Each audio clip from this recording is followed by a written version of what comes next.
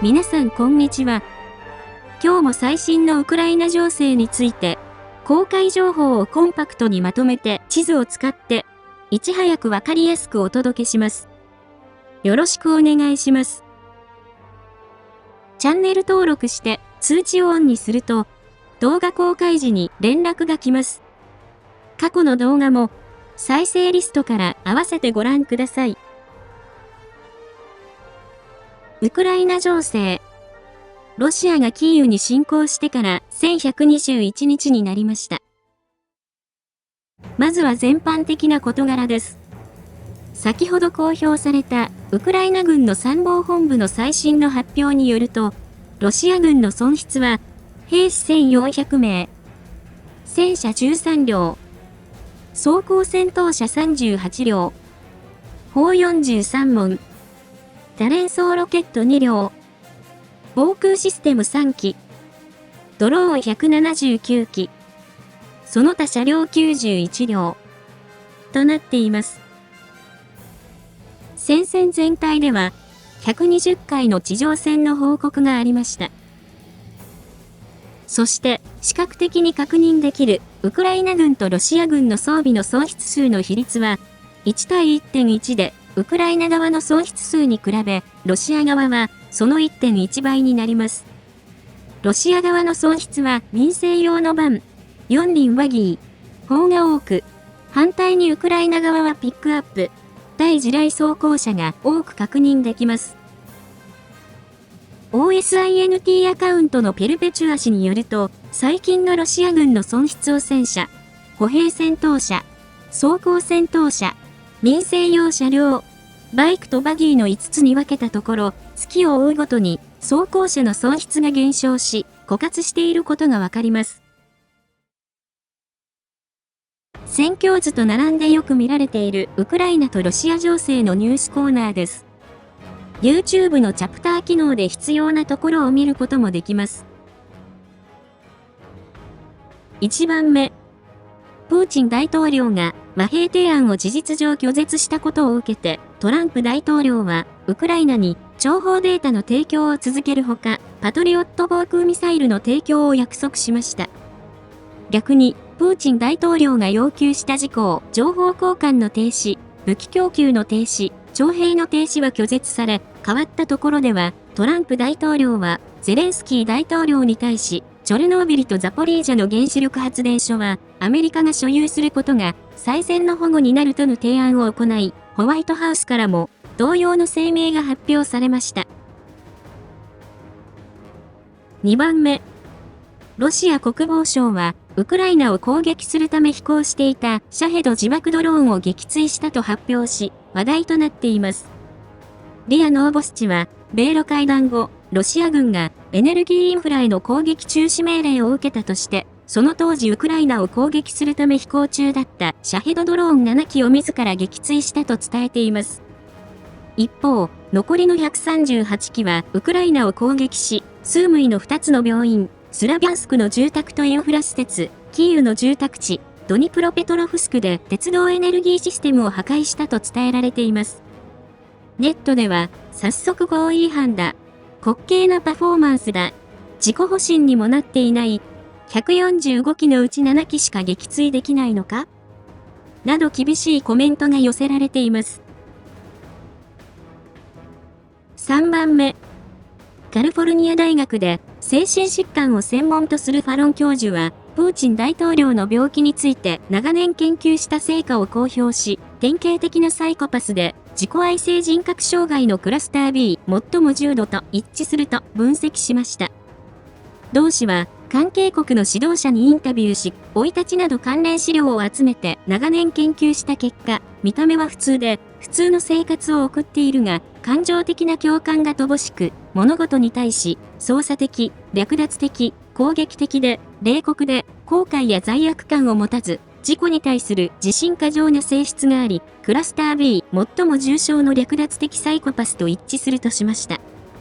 長文なので簡単にまとめると、教授はサイコパスを形成した大きな要因として3つ指摘し、幼少期に母親に捨てられ、サンクトペテルブルグで路上生活をした経験、ソ連崩壊でウクライナやバルト諸国が切り取られ、独立国家になった絶望感。2011年に西側と協力してカダフィ政権の転覆を狙ったところ、予想外に殺害されてしまったことで感じた恐怖。これらが人格形成に大きく影響しているとのことです。それだけでなく、プーチン大統領には、梅毒、腫瘍など脳に何らかの神経学的退化を起こした可能性があり、演技的で自己愛的な性格に、変質的で否定的、脅迫的な性格が追加されたとも指摘しました。教授は、サイコパスは追い詰められると全力で戦い、すべてを破壊してしまう性質がある。プーチン氏に対処するには、ゆっくりと継続的にプレッシャーをかけることだと説明し、絶えず圧力をかければ、サイコパスは必ず間違いを起こす。それを待つのが最良の方法だ。今の世界情勢に当てはめれば、西側諸国は全面戦争を覚悟していることを示し、強力で慎重な同盟関係築き、やりたくないができるという姿勢を示し、それを伝えることだと指摘しました。それでは、各地域の戦況です。戦況の変化のあるところを中心にお伝えします。その変化は大画面でフルスクリーン表示にしていただくと、街並みや日付とともに追いかけることができます。説明にあたり、ルジアンやルシアン軍など、YouTube 用に最適化した表現を使用し、数時間後に聞き取りやすい英語の副音声を公開しています。北東部クルスク、ハルキウ方面。ルシアン軍が奪還作戦を行っているクルスク、ウクライナ軍が越境攻撃を行い侵攻したベルゴロド、ハルキウ方面の戦況についてお伝えします。クルスク方面。作戦に影響を与えるクルスクの天気は曇り。最高気温4度、最低気温1度。今日の天気予報も曇りとなっています。この方面で、ウクライナ軍は、高地に沿って防衛線を築き、ルシアン軍は、21回の小規模な攻撃を行いつつ、総攻撃に向けて再編成を行っています。1番目。ゲオレフカの南では、位置情報付きの映像によると、ウクライナ軍が撤退し、ルジアンが前進しました。ご覧いただいているのは、ウクライナ側とルジアン側の戦術評価の映像が混ざったもので、ルジアンが森林を前進している様子の一部となっています。戦況図では、この場所までルジアンが前進したとして更新しました。面積は6平方キロになります。2番目。クリロフカの南でも、ルジアンは歩兵による前進を行っていて、ウクライナ軍が砲撃で阻止しています。こちらは、ウクライナ軍の第704放射線防御連隊の撮影したもので、地図の森林で前進しているルジアンを観察している様子となっています。戦況図では、この場所まで、ウクライナ軍の占領地を700メートルほど縮小させ、係争地として更新しました。ベルゴロド方面。昨日からお伝えしているスジャの30キロ南にあるベルゴロド州のデミドフカからプリレシエ付近では、ウクライナ軍が数キロの範囲で前進しているとの情報があります。エコノミストは関係者の話として、この作戦は3週間かけて準備され、停戦交渉を前にして緩衝地帯を設けるとともに、ウクライナ側の立場を強化することを目的にしていると伝えています。また、同氏の記者は SNS で、前線の12キロの範囲にウクライナ軍がいると伝え、ルシアン軍に近いテレグラムチャンネルは、付近はウクライナ軍の FPV ドローンの群れで覆われ、ルシアン軍が一晩で装甲車両4両を失ったほか、兵士の損害が多数あり、ヘリコプターによる支援を要請したと伝えています。1番目。デミドフカの南西の国境地帯では、位置情報付きの映像によると、ルシアン軍がウクライナ軍の越境を阻止しています。映像は国境の様子で、ウクライナ軍の遺棄された車両が確認できるものとなっています。この場所は、昨日の動画で係争地としていますので、戦況図に変更はありません。2番目。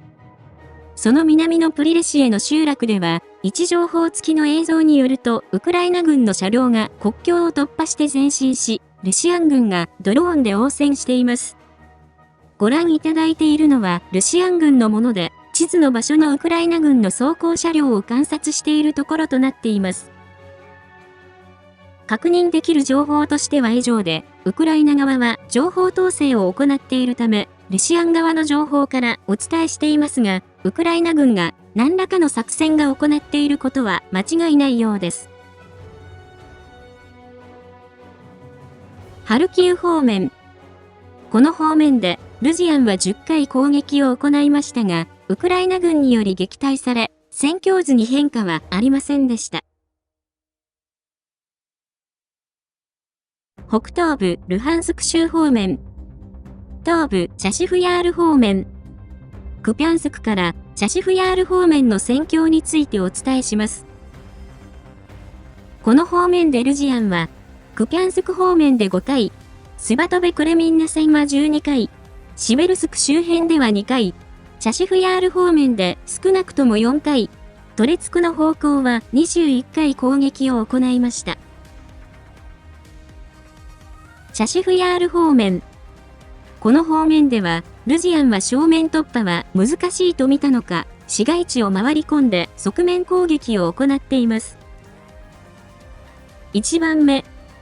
チャシフヤール市街地の池を挟んだ西にある住宅地では、位置情報付きの映像によると、ルジアンが浸透し、建物を渡り歩いて前進を試みています。ご覧いただいているのは、ウクライナ軍の第24機械化旅団のもので、地図の場所にいるルジアンを観察している様子となっています。戦況図では、この場所まで、係争地が拡大したとして更新しました。2番目。南の郊外のクルデュミフカ付近では、ロシア軍が小隊規模の機械化攻撃を行い、ウクライナ軍がドローンで応戦しました。ご覧いただいているのは、ウクライナ側の撮影したもので、カミノコ戦車を先頭にした車列を観察しているところとなっています。この攻撃により、ロシア軍は T72 戦車、装甲兵員輸送車、修理回収車、歩兵戦闘車を失いました。詳細な場所は不明ですが、ロシア軍は運河を越えて車両を使って攻勢を行った可能性があり、今後も気の抜けない展開となっています。今のところ、戦況図に変更はありません。トレツク方面。この方面で、ロシア軍は人口10万人の要衝コンスタンチノフカの攻略に向け、チャシフヤールとトレツクの2方向から攻勢を仕掛け、トレツク市街地では、ルジアンはスタジアムの北、西で攻勢を仕掛けています。1番目。そのうち、北の鉱山のさらに北では、位置情報付きの映像によると、ルジアンが釣り堀の手前まで前進した情報があります。ご覧いただいているのは、連日お伝えしているキジャーク国家警備旅団のもので、地図の場所の様子となっています。それ以外に、砲撃の位置など複数の情報を総合すると、ルジアンはスタジアムの西で15ブロックほど前進したと考えられ、その範囲を係争地からルジアンが占領したとして更新しました。これにより、スタジアム付近は包囲された可能性があり、今後も日を追うごとに緊迫した状況となります。2番目。トレツクの南西にあるオレクサンドロピルでは、位置情報付きの映像によると、ルジアンが北に向かって前進し、ウクライナ軍が応戦しています。ご覧いただいているのはウクライナ側のもので、地図の境界森林に森の妖精さんが現れて、ルジアンに熱々の粉を振りまいているところとなっています。戦況図では、この場所まで1キロほどルジアンが前進したとして更新しました。南東部ドネツク州、ポクロフスク、コスティアンティノピル、ベリカノボシルカ方面の戦況についてお伝えします。この方面でルジアンは、ポクロフスク方面では29回、コスティアンティノピル、ベリカノボシルカ方面で10回攻撃を行いました。ポクロフスク方面。この方面では、接触線全体でロシアン軍が攻勢を仕掛け、激しい地上戦となっています。第71ジャガー歩兵旅団の無人システム小隊のポリシュチュク指揮官は、ユナイテッドニュースに登場し、この方面の戦況について、敵は悪天候を利用してどこかに定着している。我々は、その範囲を記憶しており、手当たり次第に排除していると述べました。ちなみに、ジャガー歩兵旅団には、第68と第71旅団があり、68旅団は、ポクロフスクの北、71旅団は南側に配置されています。さて、戦況図では、接触戦全域で地上戦の報告があり、特にシェフチェンコ、ピシチャネで激しい地上戦となっていますが、今のところ、戦況図に影響のある情報はなく、ルジアンの攻撃はウクライナ軍が撃退し続けています。コスティアンティノピル方面。ベリカノボシルカ方面。この方面では、ウクライナ軍の反撃に伴い、ルジアンもさらに反撃し、地上戦が激化しています。コスティアンティノピル方面。コスティアンティノピルでは、ルジアンが集落の北と南の両方に歩兵による攻撃を仕掛け、ウクライナ軍が応戦しています。ルジアンは徒歩で前進していて、ウクライナ軍はドローンで一つ一つ排除していることから、壮絶な映像が公表されています。そのうちご覧いただいているのは、おそらく何も見えないと思いますが、集落南の地図の場所の様子となっています。コスティアンティノピルは、一旦ウクライナ軍が奪還したとしていましたが、北側の600メートルと南側の1キロの範囲を、係争地の拡大として更新しました。ベリカノボシルカ方面。スクドネでは、一度ルジアンが押し出されましたが、その後再度集落に取り付き、ウクライナ軍がドローンで排除しています。ご覧いただいているのは、ウクライナ軍のシャドウグループのもので、地図の家を観察している様子となっています。この場所は、今月1日に係争地としていましたが、再度ルジアンが700メートルほど前進したとして更新しました。後方地域。今日も占領地とリシアン領内で不審な出来事が起きています。1番目。クラスノダールでは17日に別の石油貯蔵施設に攻撃がありましたが、19日の夜にも再度攻撃があり、炎上しています。当局はドローンは撃墜したと主張していますが、映像では地面から炎と煙が立ち上っているのが観察でき、火災の面積は1700平方メートルに達するとのことです。2番目。ウクライナ主要情報総局 GUR は、クリミアでヘリ1機、防空システム3機、船舶1隻、レーダー13機を破壊したとして映像を公開しました。3分ほどの映像には、いずれもドローンにより数々の標的が映し出されていて、攻撃の詳細な方法は明かされていませんが、コメントでは、ロシア軍の高性能な防空システムは、ウクライナ軍の精密攻撃には無力であることが判明したとしています。南部ザポリージャ州、南部ヘルソン州。これらの方面で、ルジアンは6回攻撃を行いましたが、ウクライナ軍により撃退され、戦況図に影響のある情報はありませんでした。今日は以上です。情勢分析やニュースの感想、最新情報など、ぜひコメント欄にお寄せください。最後に、このチャンネルにはサブチャンネルがあります。また、関連する Twitter、ノート、テレグラム、ニコニコ動画もあります。ノートでは全文を読むことができ、ニコニコ動画では過去の動画を順次掲載しています。何かあった時は、これらのメディアで視聴者様にお知らせしますので、ぜひ、どれか一つでもチャンネル登録、フォローの方をお願いします。リンクは概要欄にあります。ご視聴いただきありがとうございました。